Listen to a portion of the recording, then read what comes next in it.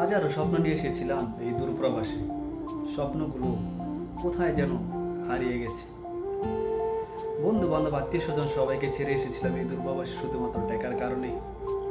আজ টাকাও হারালাম, আত্মীয় স্বজন বন্ধু বান্ধব সবাইকে হারালাম।